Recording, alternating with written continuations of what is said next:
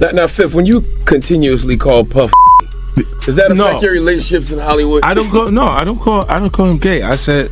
Let me read it, Fifth. Oh my God. Sorry I can no longer help you guys.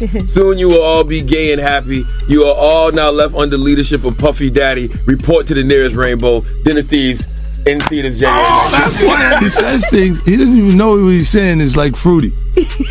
You know what I'm saying? Like, he says something fabulous and he goes, yo. Speaking of, in particular, Netflix docuseries that you've been working on, Diddy Do It. Right. You've been saying for years that you feel you knew Diddy's character. Right. Feel uncomfortable with the way you represent the idea of going to these projects. To come party with me. Yeah. And then that swayed me away from it. Just that. Nigga Puff, like he called, we should kick it on the shit after the main. Right. And the nigga, matter of fact, they sent me the girl pictures, like pictures of this girl.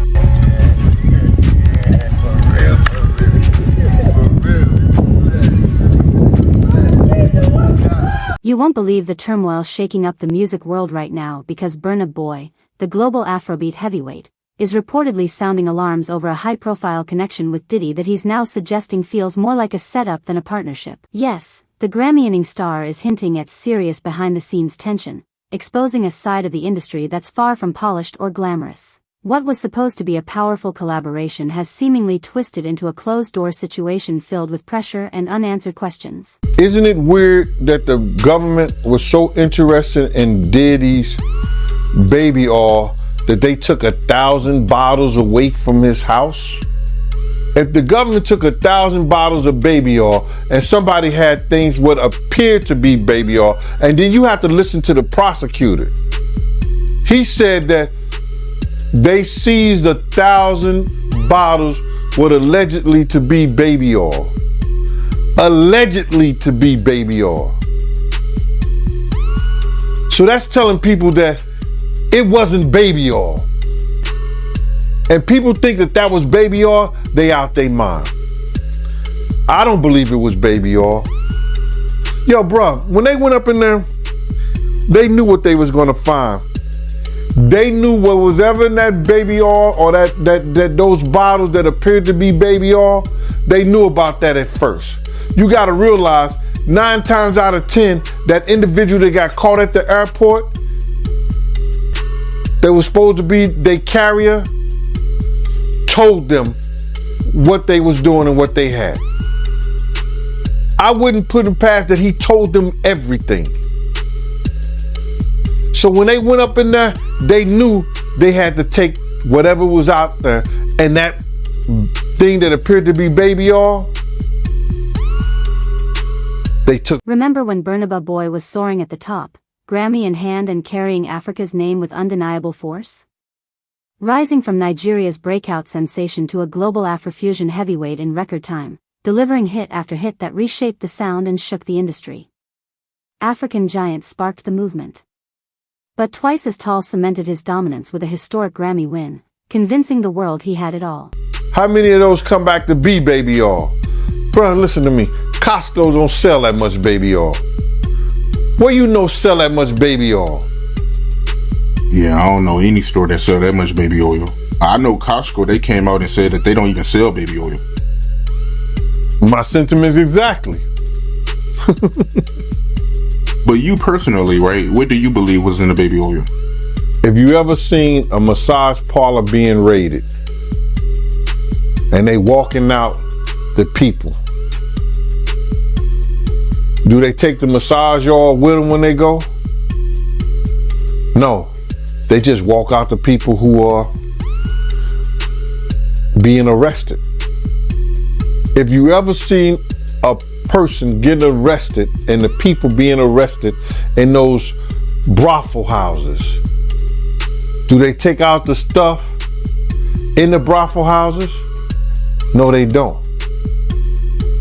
They take the individuals who are being arrested out the brothel houses. For them to take 1,000 bottles of baby oil, it's like that they did not leave one. They left people there, but they ain't leave not one bottle. Nobody needed no baby oil.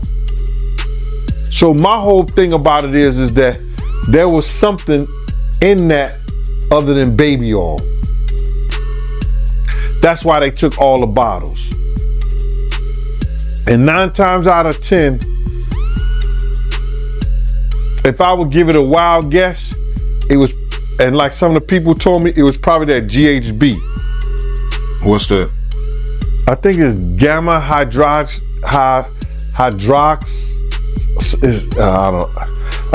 I looked it up, bro. Let me see if I can find it. I know this is just showing everything like that, but oh no. Let me. Yo, somebody tap dance or sing or do something, you know what I'm saying, while I'm doing this. Oh, here it go right here. It's gamma hydroxy butyric. What is its effect on the body? It's a euphoria, drowsiness, decreased anxiety, and memory impairment.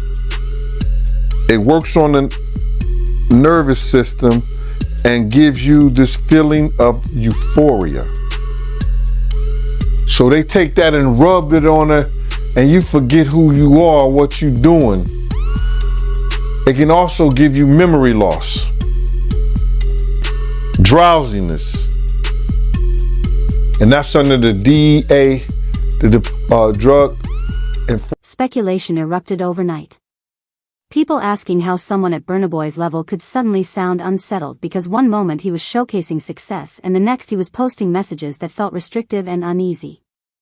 Fans were left decoding vague statements like scattered clues, sensing something wasn't right until one name shifted the entire narrative. Diddy, what initially looked like a powerful alliance. Afrobeat's dominant force crossing paths with an industry heavyweight quickly raised serious questions, especially since Burna was already winning on his own terms. No, you want to sit around and pretend to like bitch. That's what y'all do. And then you get these hard Jocelyn. So I'm just like curious. these are the you like half man bitches. No disrespect, but Jocelyn rough. Them shoulders is. And the way she like running up on, I already know she done strapped up on you. Ooh. So Jack, let me ask you. There's one. Some of the shocking things I hear that mean with a harness. Oh. Okay, not a harness. Yeah. So I gotta ask you this. I'm sure somebody's already asked you this, but have you ever been to a P. Diddy party? Yeah, several, many, honestly. And so, can you take us through like what goes on, like when you were there? What did I say when y'all asked me about why was the TD Jakes at the Diddy party? Yeah. What'd I say? Money. And That's correct. Were you surprised that there were so many cameras in his houses? No. That he was recording these? Of course. He is the J. Edgar Hoover of hip hop. Okay. Y'all done seen him put on the pyramid with a skirt? So let me ask you, when you hear that Cassie was told to hire male escorts to come and what they call freak offs now. Yeah. Is that something normal that happens in Hollywood? Yeah. Freak offs. Yeah. Okay. Everybody know that. I've been saying it. Yeah. How many times I got these is wild. So do you feel like people, when they hear pink cocaine, Young Miami has to bring across? Wait, the Tusi. Yeah, the Tusi. That's what they call. I found out. I talked to my drug guy because I wanted to be informed. Because people was calling it Tusi, that's calling it the Tunchi. I didn't know which one it was, so I talked to my drug guy, and my drug guy filled me in, and then it made perfect sense. Tusi. Talk to him. Drugs with Jaguar. Let's talk. Drugs education. 101. So Tusi is the cocaine, but they take the ketamine and cook it up, and they fold it into the coke. Now, if you don't know what ketamine is, is what they call on the street Special K. It's a veterinary drug. It's a horse tranquilizer. Now, gay men have been using this for years. See, back in the day, if you went to a gay party or a gay rave, there were certain drugs that you would always find on hand. Viagra, ecstasy, Special K, and cocaine. Now, see, the cocaine keep you up all night, but unfortunately, it gives you limp noodle because of what the blood flow is. So you with a half-hard dick all night. So that's why you have the Viagra, to make sure that the dick involuntarily stays hard while you're numbing yourself with the coke. Now, see, the ketamine, that's a horse tranquilizer, so that relaxes all your muscles. You could get by 80 ton gorillas. You wouldn't feel a thing. So now, your dick is gonna stay hard, you numbed up, and you high. You got the ketamine in you, so you don't feel shit. And then you add the ecstasy to put in the feeling that you've now blocked out, and now you got a party. You might be asking just how serious this situation really is. And the answer is it's far more complicated than it appears. Reports suggest Burna Boy's agreement with Diddy raised major concerns, signaling warning signs rather than a strategic win. On paper, it looked like a bold alliance. Burna delivers the sound while Diddy supplies the industry engine. But behind closed doors, the reality seems far less balanced. Thing like that, because this is stuff that happened back in the day. And then maybe that if they knew there was going to ever be a YouTube, or they knew there was going to ever be social media, a lot of the stuff probably wouldn't have got played out like it did. But things happen, and these are just stories from the past. I would like to use that as what you call that, just to clear the facts up what's going on. But it all started, we was in Atlanta, and this story starts when I'm with Puff, and he's in the exotic bookstores and he's doing shopping, right? He's shopping, getting his stuff and everything like that. So, you know, this is the first time I was ever in an exotic bookstore with Puff. So, you know, I'm giving him his space. He's taking things off the shelves and stuff like that, because they gave him a brown paper bag. When they gave him a brown paper bag, he was just putting stuff in there. So I said, damn, you know, he got to go put it on the counter and, you know, show everybody what he's getting. So as he's going, I'm just looking at the places where he's picking stuff from. So there's one part he picked up some things from up here on my left side, and then he picked like quite a few of them down. I'm like, okay. He put them in the bag. So when I went by there and I looked up there, and it said butt plugs, and I was like, hey yo, I was messing with him, because people don't understand. You know, we was like friends. He was a part of the same gang, so I'm still gonna tease him. I'm still gonna mess with him and everything like that. I could do that. It wasn't just no security thing. So I say, yo, what are you getting this for? And it said butt plugs, and he was like, yo, can I do my shopping by myself? I said, yeah, you could do it by yourself, brother. And he started walking and everything like that. And when he got to, I just waited at the counter. So when he got to the counter, he didn't even have to show the guy nothing. He just gave the guy a wad of money. I mean, like, he gave the guy a stack, something like this. And Puff wasn't the dude that carried no 20s and no 50s and nothing like that. And I mean, like, he just said, boom. And we walked out the store. So we had to leave Atlanta and go to North Carolina for a show. You understand? And it was him, this rapper, Sarah, and this other girl. We all got on a G5 jet, and we flew to G4 jet, and we flew to North Carolina. So later on that, I think that afternoon, same day, this rapper and him, they all in the room together. You know, it's Sarah, the girl, Puff, and this dude. Burna wouldn't be the first artist to learn this lesson the hard way, because music history is packed with legends who signed deals that cost them far more than they gained, icons who sold millions, shaped culture, and still struggle to control their own work. And let's be honest, Diddy isn't new to these high-stakes negotiations, which raises the real question of what Burna could stand to lose. The risk isn't small, either. Potentially touching his sound, his brand, his earnings, and the creative independence that made him great in the first place.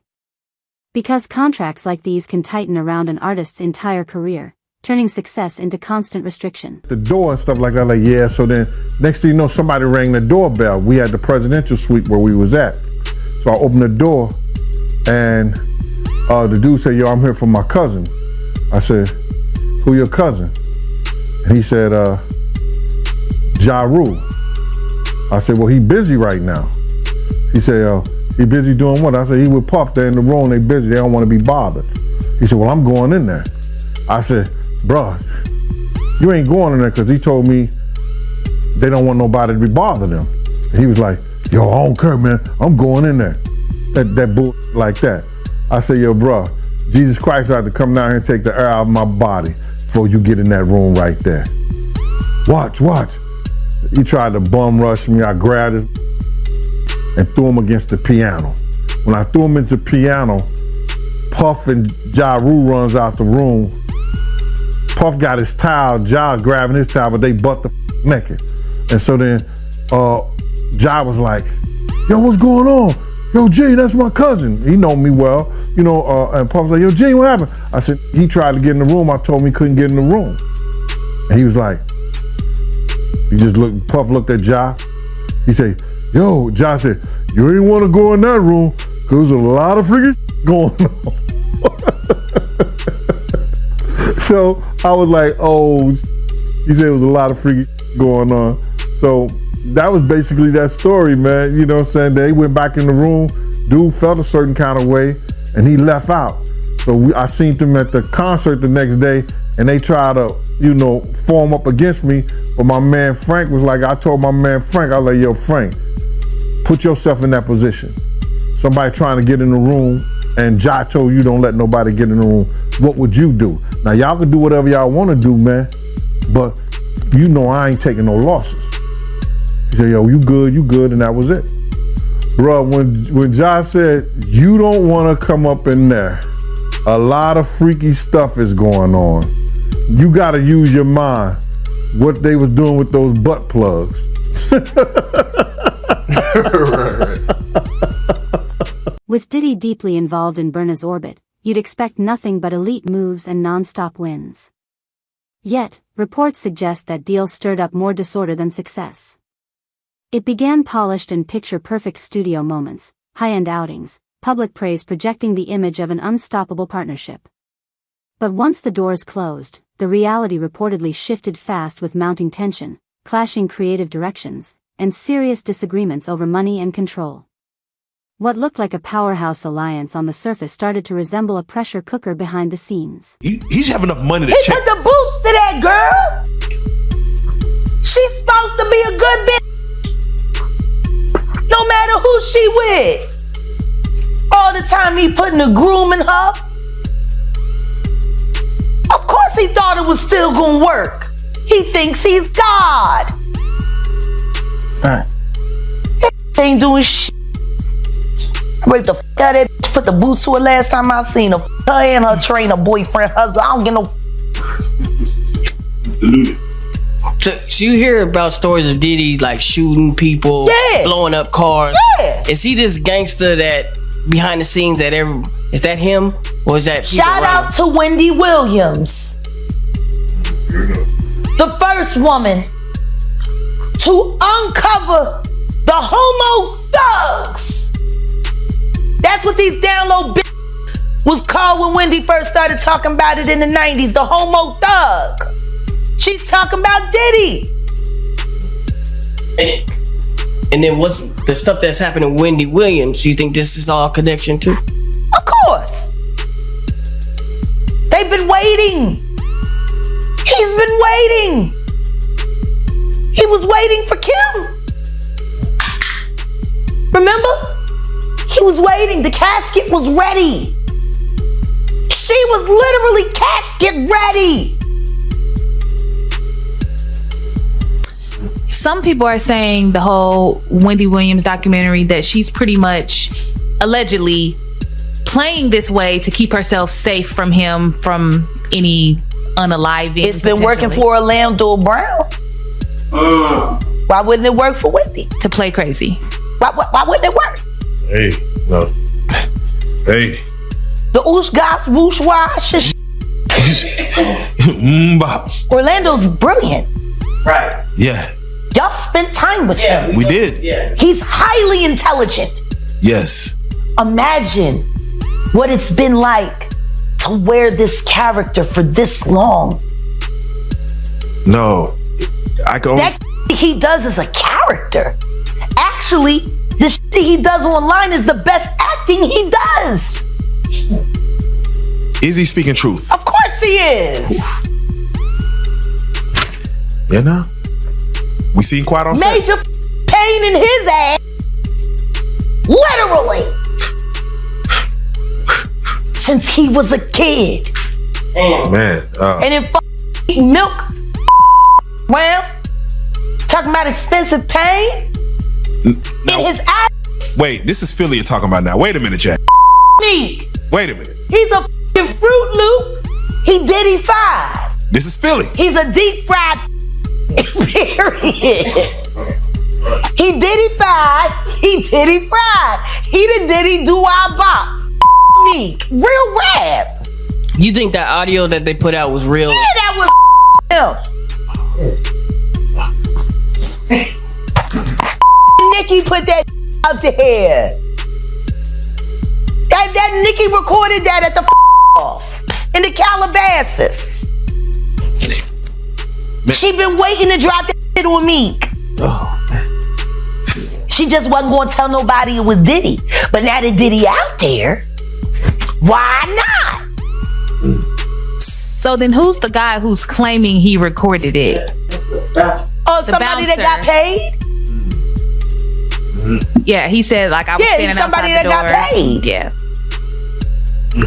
Just like it wasn't seminal fluid that Justin Bieber was wiping away from his mouth when he brought his face up from Odell Beckham's groin in a club with Trey Songz on the lookout. The images are there. Diddy 5. Let's break down the power play. Because while Diddy stands as an industry giant with deep connections and decades of leverage, Burna Boy brings something just as dangerous: pure creative fire and a global fan base that moves with him in real time. On paper, it looked like a bold clash of titans. But fans quickly sensed something wasn't right when Burna's sound began to shift in a way that felt less like evolution and more like dilution. As if his originality was being reshaped to fit someone else's mold. The pressure started leaking through interviews felt tighter. The energy dimmed and the confidence that once roared now sounded restrained, like momentum being held back mid-stride. What started as a headline-grabbing collaboration quietly morphed into a behind-the-scenes struggle over music, image, and control. They saw what he did to Cassie. With the kicking, the punching. They saw what they did to Cassie. They know that nobody in America liked that. So now, these people are represented by a brand. Whether it's something about the music, clothing, movies. They're not gonna come out and speak on nothing that has anything to do with them. And they praying that they not on the tape. Doing crazy stuff, being oiled up in the whole 9 yards. They praying. So until the feds say, hey, yo, listen here. We got you on, hey buddy, we got you on this tape, and girl looked like she was pretty young. We're not gonna show it, but we need you to come and testify against Brother Love, P. Diddy, Puff Daddy, you know, Sean Combs. That's when they're gonna start talking. And they're not gonna be talking in his favor. When the feds come to them and show them what they got on tape, because if he had 250 tapes all over, 250 cameras all over the house, somebody got caught stealing a cookie out the cookie jar. It could be your favorite pastor. It could be your favorite politician. But they didn't think they was being watched. And Brother Love was watching. Yeah, I mean, TD Jakes, he haven't even came out and said anything. And him and Diddy was real cool. Amen. Amen. Yeah, man. And I know the people in the congregation over there is shaking in their boots because this man then led them probably, allegedly probably led them to damnation, because those people's hearts are going to be broken if that man is seen on those tapes doing anything. Because people always put their faith in the pastor instead of putting their faith in God. And what they need to do is understand that he's just a man. And he has a history. It's not looking too good for him. So you feel like celebs are worried that they might be on tape? Oh, they know. That's why they ain't speaking up or saying nothing. Yeah, I was at a Diddy party, but I know I ain't do nothing. When you don't know somebody's taping you, when you don't know that somebody is videoing you in some kind of form or fashion, you got that alcohol, you got the drugs in you, they're a little loose, bruh. They let down all their inhibitions. The music is pumping. He said it himself. He got it so hot in there that you gotta take your clothes off. He said that himself, bruh. So a lot of them, like what he said? I think a lot of them was being swallowed. Have you ever been swallowed? They tell off on themselves all the time, man. You just gotta listen. But why do you think Diddy had all them hidden cameras? Bruh, when you that powerful, you didn't get that powerful without having 1 or 2 or maybe 3 ups on somebody. Diddy always been the type of individual that want to have ups on the next person no matter what they was doing. Like, he always played artists against each other. He did it to Big, he did it to Craig Mack. You understand? I said before, he did the stuff to Ja Rule, you know what I'm saying? So had the ups on Ja Rule so he could go after Jay-Z. You understand what I'm saying? So he always played those kind of up games on people. So to have those cameras and know what he was doing, it's gonna give him the ups on everybody who came to that party. Even your favorite basketball player. Ain't no party like a Diddy party. Just when it looked like Burna might be cornered, he came roaring back with renewed force, making it clear he's not done fighting for his place or his power. While the opposing side shows no sign of easing up either. Tension is rising fast as Burna drops calculated hints and responses emerge from the other camp, turning this situation into a high-stakes standoff that's now playing out on a serious formal level.